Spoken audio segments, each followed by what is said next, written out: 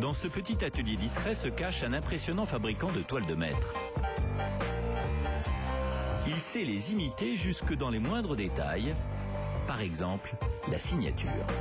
Là, il est en train de copier le paraphe de Henri-Edmond Cross, un pointilliste du 19e siècle. Une toile dont l'original est estimé à 500 000 €. Notre copiste a déjà 7 années d'expérience derrière lui.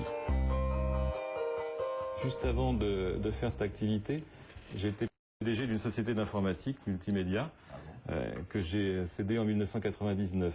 Et qu'est-ce qui vous a convaincu de changer de voie? Comme ma femme m'avait offert en Noël 2001 une boîte de peinture de bonne qualité, je me suis mis à peindre pour m'amuser. Et puis on a des amis qui sont artistes, peintres et sculpteurs et qui ont dit mais c'est bien ce que tu fais, etc. Donc ça m'a brossé un peu l'ego dans le sens du poil.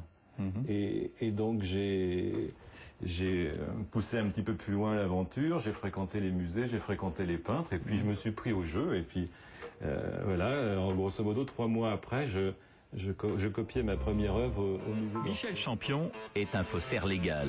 Et oui, cela existe, on les appelle les copistes, une profession reconnue et très réglementée qui s'est fait connaître par l'exactitude de ses reproductions.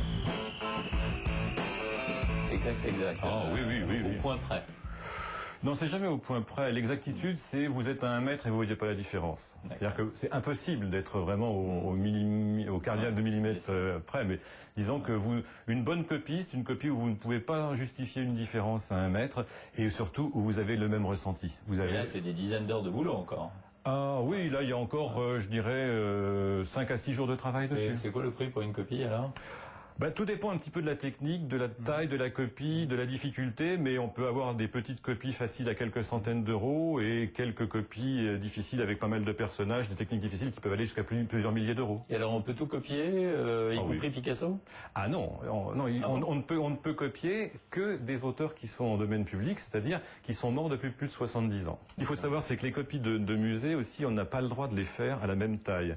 On est obligé d'avoir plus ou moins 20% d'écart de taille. En l'occurrence, il est plus petit. Plus petit, oui, tout à fait. Il est 20% plus petit. Je peux vous montrer quelques œuvres. Donc là, je suis en train de peindre donc dans la salle Van Gogh au musée d'Orsay, la salle 32, sur l'église d'Auvers que vous voyez là. On la voit d'ailleurs plus en détail ici. Là, vous êtes en plein travail au musée. Là, voilà, je suis en train de réaliser devant l'original la copie. Là, vous avez au musée d'Orsay aussi donc le bassin en nymphéa Harmonie Rose de Monet. Il est à Strasbourg, celui-là. Ça, c'est Gauguin, c'est Yaorana Maria. Alors, par exemple, particularité de celui-ci, le client m'a demandé de changer la tête de ce personnage pour y représenter sa fille. Et on le voit, lui, représenté sous forme d'une photo sépia, glissée sous le compotier. Ah oui, d'accord. Voilà.